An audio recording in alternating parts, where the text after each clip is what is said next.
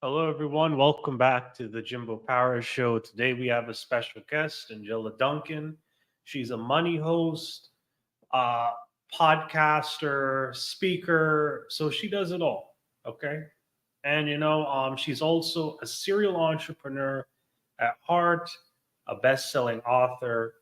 So, she has covered a lot. And, she is, I think she worked in an insurance agency. She has a finance degree. So again, a lot of interesting things going on, and we're going to get into that during this show. So yeah, let's bring her up. How are you? I'm doing awesome, Jimbo. How are you? I'm doing excellent. So, can you tell me a bit about yourself? I noticed you have quite the background back there in pink. Is that okay? Just go over some of that. Why Yeah, don't I mean, you talked a lot about my accolades, but I had extremely tough upbringing. So I am a survivor of childhood abuse and trauma. My mother was an alcoholic. My stepfather abused me. We lived in poverty and we moved around so many times I cannot even count. So when I was 18, I moved out of that situation. It was not favorable for me. And I knew that I needed to learn more about money because I always thought if I had money, then all of those problems would go away. So, yeah, so you talked about some of the things that I've done in my life. But what I truly have found out from myself is the fact that it's not just about the money, it's about the freedom that it creates. And so I want to help teach other people to use money as a tool so that they can have freedom in their life and whatever that looks like to them. So I really appreciate you having me on the show today. and how are you going to prove that? May I ask? Prove what? That people can make money, that they can overcome these tough and challenging situations like you have. Yeah, I think really it comes down for me personally, it was mindset. I wasn't taught about money as a kid. A lot of us are not taught about money. I've done exercises when I do my speaking events, and we talk about like some of your early childhood ideas. What were you taught as a child about money? Most times you hear things like money doesn't grow on trees or you don't need that. And so all of those things that we think about as a child, we actually carry into our adulthood. And so you really just have to kind of unpack that and figure out what were you taught and where do you want to be today. And that's kind of where the focus is, because if we can change that mindset, then at least we can figure out what is it that makes you happy today. What is it that is freedom for you today? We've got a point that we're going to make. Now we just need to figure out a plan to get to it. Hmm. So how did you start, changing your mindset and developing a plan to transform your life? It has taken a long time. I have been studying money for over 25 years, and I still say that I struggle personally still with money mindset. But for me, I wanted to make sure that I start getting around people that knew something that I didn't know. I like to feel like I am in a room, right? If you go to, I do a lot of networking events. I'm here in Miami. If I go into a room, I want to feel like I'm the stupidest person in the room. Because if I feel like I'm the smartest person, then I'm not going to gain knowledge. I'm not going to be able to get information that I will be able to share with other people. So, really, I challenge myself on being uncomfortable and getting into rooms and around people where I feel like I just don't know what the heck they're talking about. So that's part of my journey and how I help myself grow so that I can now turn around and teach other people very similar information to help them grow as well. Hmm. So another question I have is, how do you sort of inspire hope through financial literacy? The way that I inspire hope is working with people one on one and just showing them that we can put a plan together. And even if they're not achieving their goals as quickly as they want, maybe they have some setbacks, but really allowing for themselves to give themselves grace, because I can give them the tools, I can teach them, but I want to be there with them side by side so that when they're taking their own action, we can talk about it. What did you do today? Are you working on your goals? What are 3 things that are important for you today? And then it's almost like being, I don't know, a cheerleader, being by their side so that I can help them celebrate when we win and help pick them up when they're feeling like they're getting a setback. So for me, inspiring hope for other people is just to be there with them and to help them achieve what they're looking to achieve, but also making sure that they're not being so hard on themselves when they don't achieve those goals, because we have a lot of that self-negative talk. And so when you have someone who's with you, who's helping you to recognize that talk and kind of turn that mindset around, then it just will help you to get to your goals that much faster. Now, speaking of all that self-negative talk, the mindset, what did you go through during your childhood? Do you think maybe your experiences as a survivor may have influenced some of that mindset, even beyond the financial stuff we discussed? Yeah, absolutely. And I think, I'm not naturally a positive person. I have had to work really hard on how I start my day, how I end my day, what kind of information is around me every day, because I do believe from that childhood experience that I have a lot of negativity that I still carry with me, that I will just like, I would compare it similar to being, I don't know, an alcoholic or a drug addict. You're always going to be that, but you have to work on it every single day so that you can stay in the version of yourself that you want to be. So I have to control what comes into my mind. I don't do the news. I don't watch any TV. I don't have any TV subscriptions other than YouTube. And most times I'm doing YouTube just to do, podcasting and getting more information. So when I challenge people about changing their mindset, we really want to look at what you're doing every single day. What is it that you're allowing your day to start with? How are you ending your day? What information is coming in? Who are you surrounding yourself with? Because if you want to make a change, then you've got to change some of that outside information so that what you're consuming is helping you to reach the version of yourself that you want to be. Okay. So you mentioned avoiding the news. So can you go a bit more into that? So why do you not look at the news? Well, if you think about it, if you're watching your news, say you tune into the 8 p.m. news, there's no such thing as a positive news network.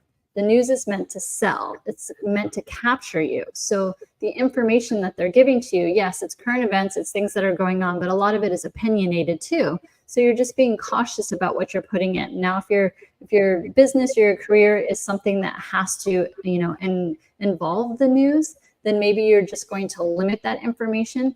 But most of the information you're seeing is, the wars that are going on. Yes, we know that that's there. I can read about it if I need to. I don't need to visually see it and hear it. So I'm choosing when I'm, gaining that information. But most of that information is meant to be negative.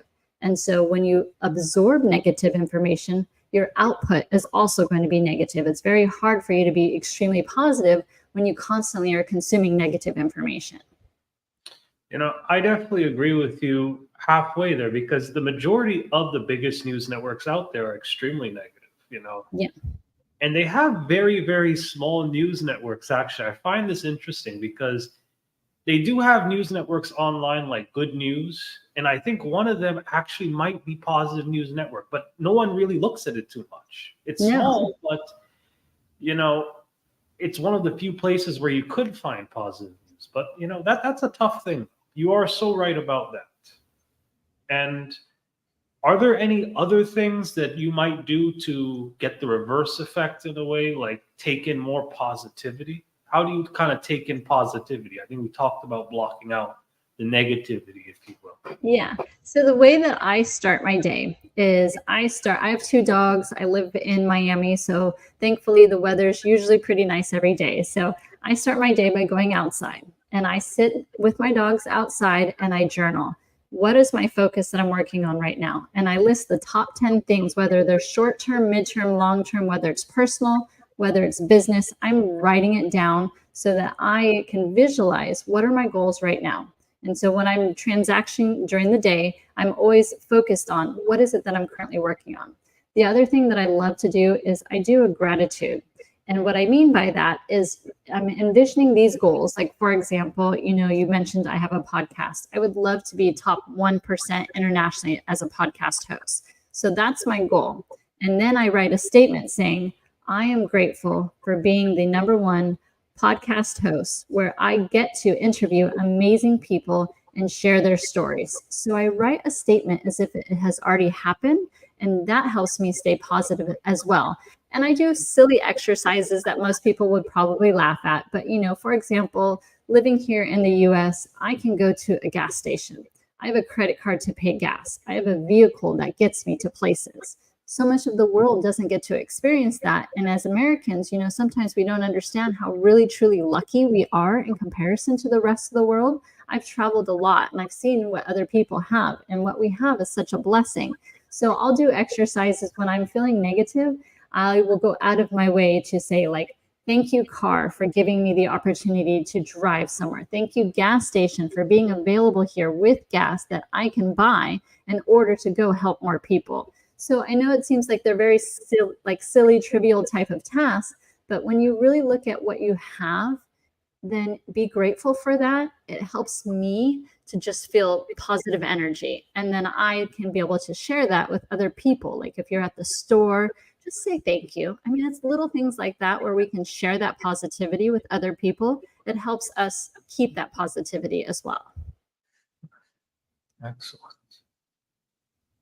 And do you think keeping that positivity might help influence your financial ability and maybe help empower you to maybe work better or make more money? I'm not sure what the goal is with the money, so maybe you could clarify that a bit more. Sure. So for me, yes, I do have income goals. I have a certain lifestyle that I want to live. But when I'm grateful for what I have, it just helps me feel more abundant, which gives me the creativity and clears my mind so that I can go and, I'm doing more podcasting so that I can share their stories. And some of that creates income for me to help my lifestyle.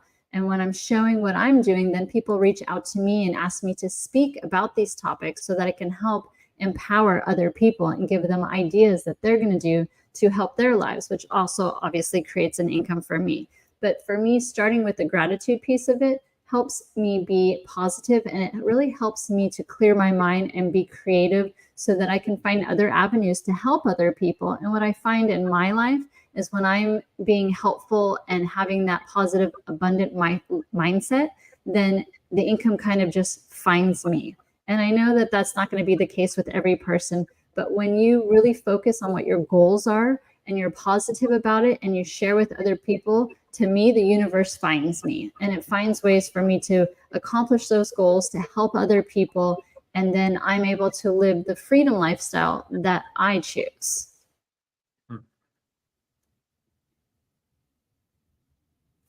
And what's your definition of a freedom lifestyle? Maybe kind of go a bit more into that.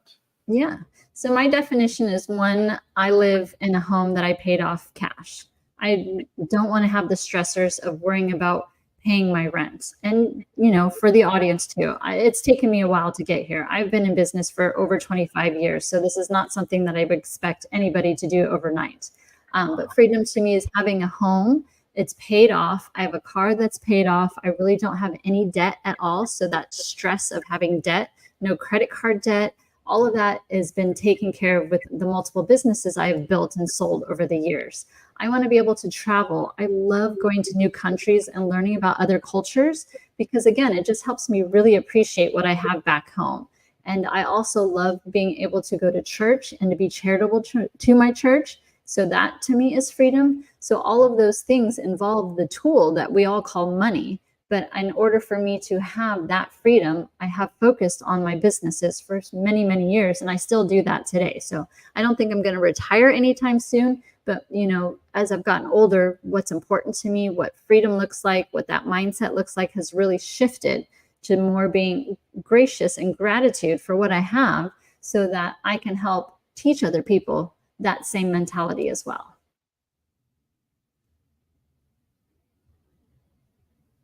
So you mentioned traveling quite a bit.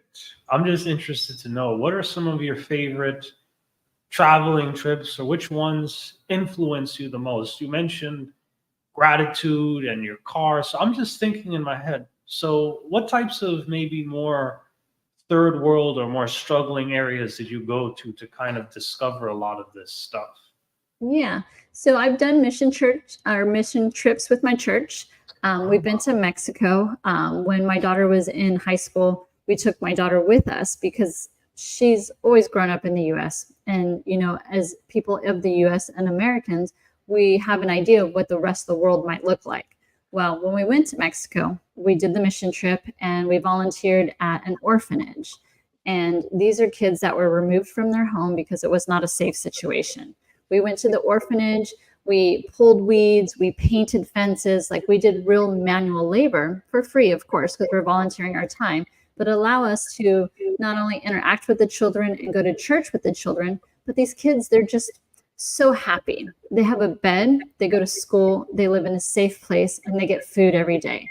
And if that doesn't help us to be able to understand like the true meaning of what it feels like to be gratitude and to have gratitude for life and be very happy and gracious for what we have, I wanted her to be able to see that type of lifestyle. And not only did we volunteer at the church, but we are at the orphanage, but we also walked around the neighborhoods and saw how other people live. And so when you come back and you're not so concerned about stuff, right? I do have a car, I do have a house, but I don't need to earn money to buy more stuff.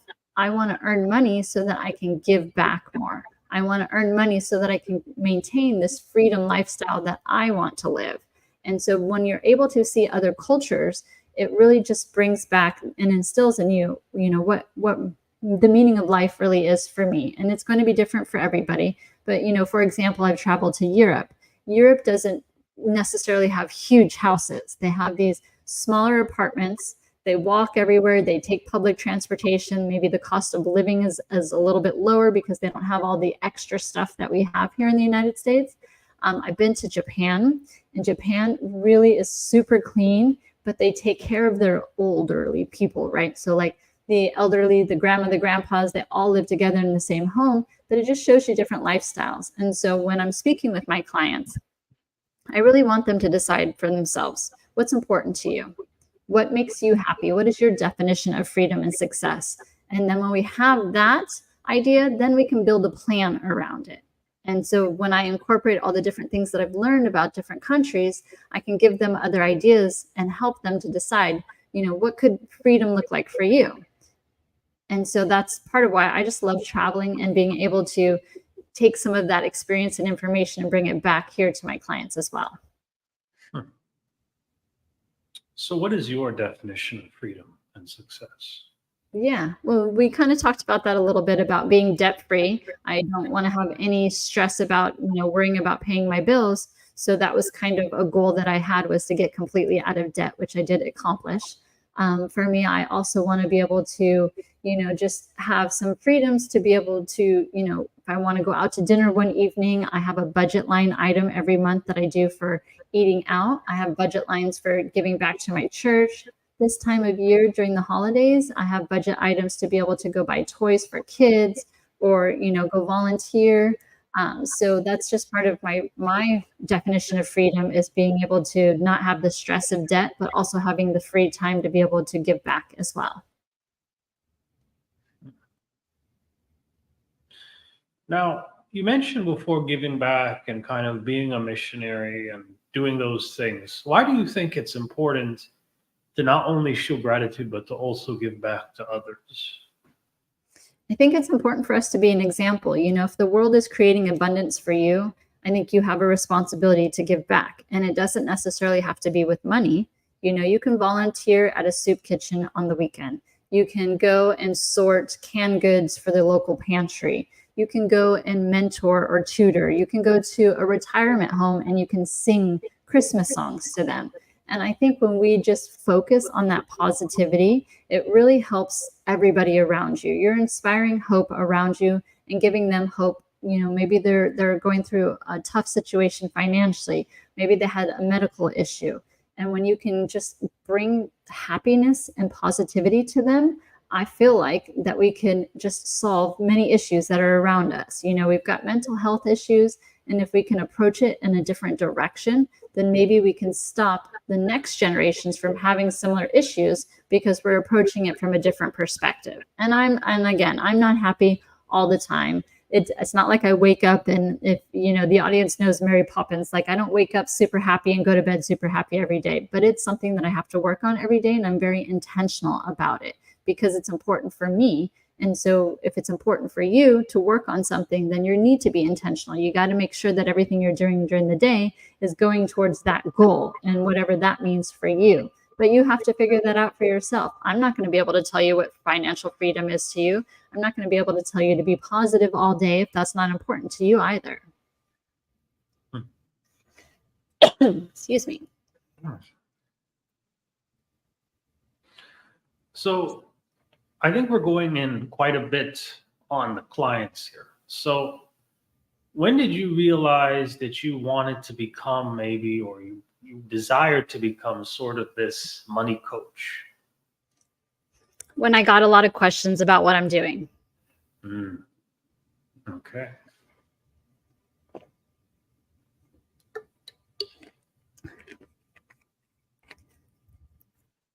Yeah. So when people start asking you, or first people kind of watch you, and they're trying to figure out what you're doing. And is this a hobby, or is this who you are? And they start to question it a little bit. But then as they watch you and they see the success that you're having in whatever it is that you're working on, they start to be curious. They start to ask questions. And so when you are noticing that people around you are asking questions, one, that should be a sign that maybe this is your gift or this is your strength.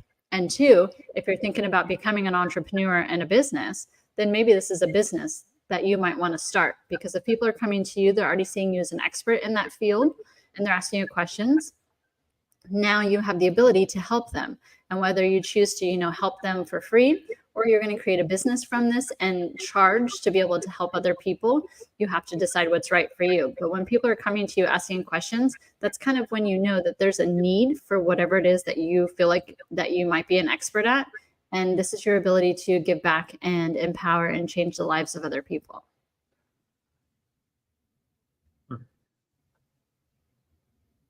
Now, you mentioned changing the lives of other people.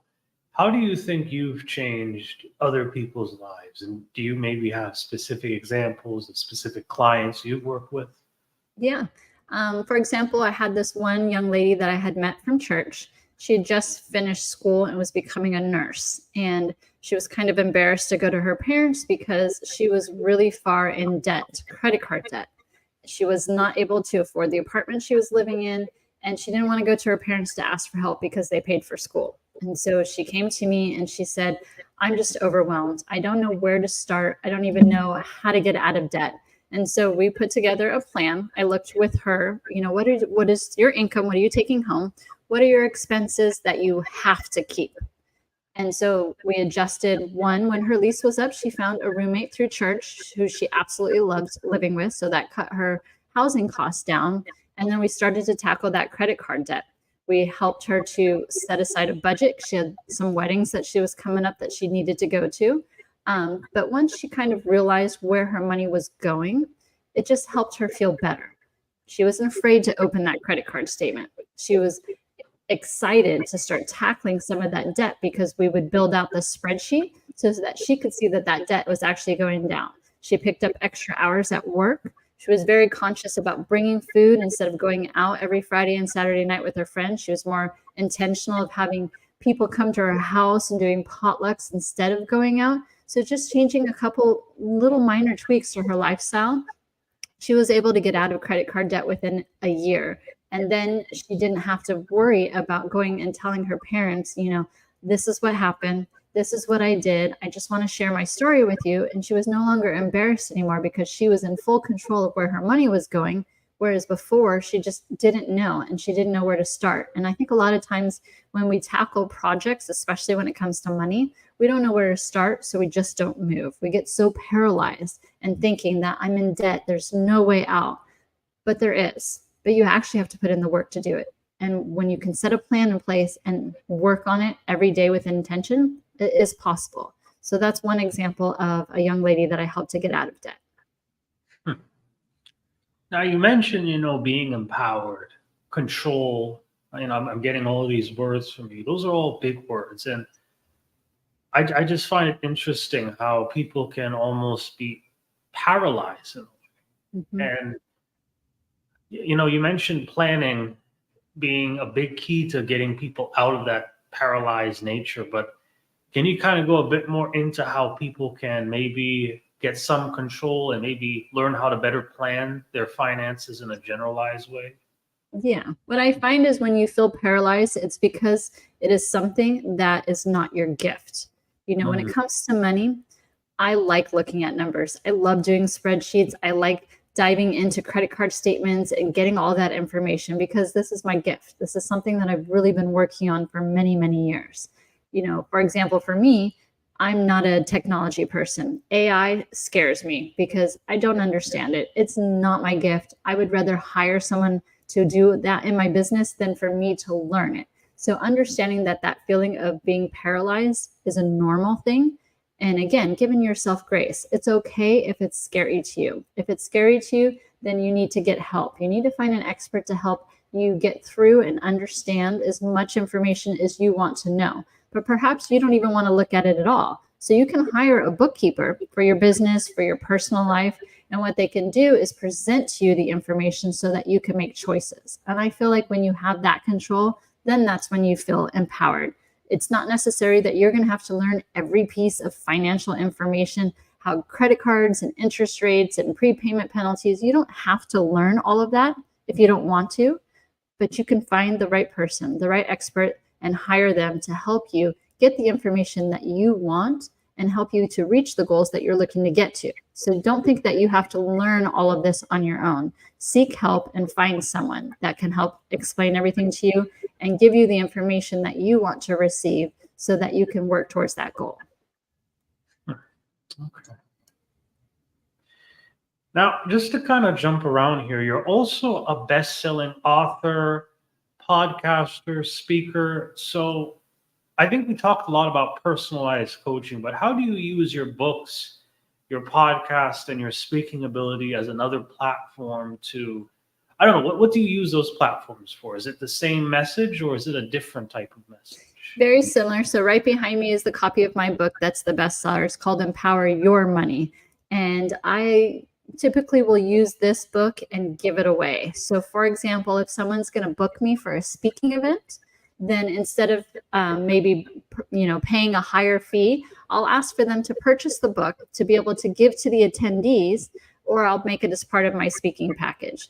I've also done a lot of charity work with the book because it talks about money tips. Oftentimes, people that are in financial hardships, they don't understand money. They've never been taught money. So I give the book for free to different charities to help promote financial education. So that's kind of why I wrote the book. It's 101 simple tips just to get you started on your financial journey. It's not a big textbook. It's not overwhelming and scary, but it's really meant to pique your interest, to be able to ask more questions and to give you some simple action items to create income, reduce expenses, and create your own financial success. So that was the reason why that I wrote that book this year.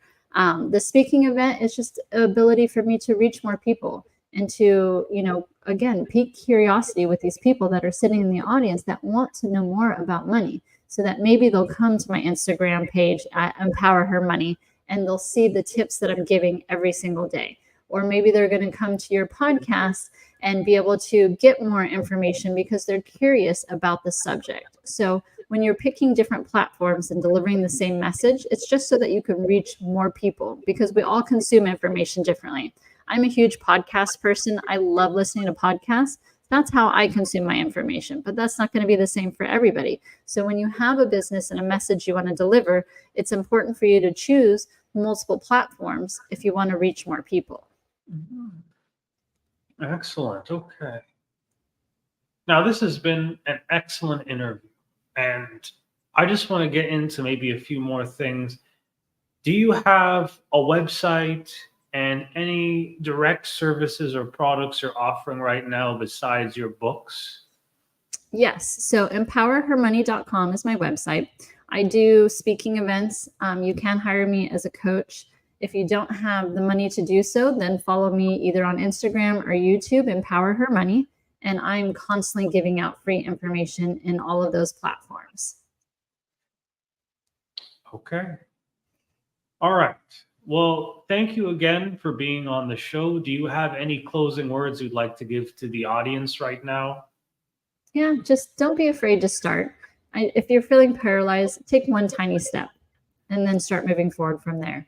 That's how you're going to tackle your financial success. All right. Thank you again, Angela, for being on the show. And I'd also like to thank everyone else for watching us. I'll see you next time. Thank you.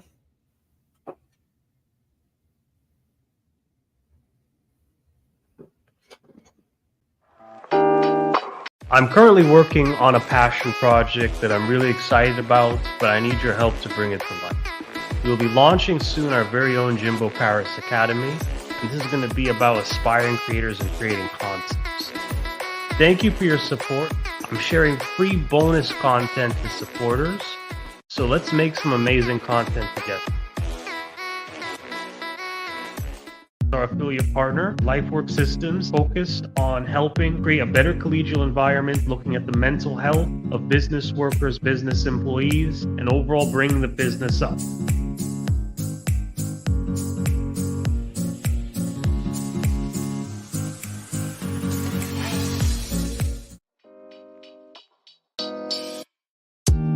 Thank you for listening to the Jimbo Paris Show.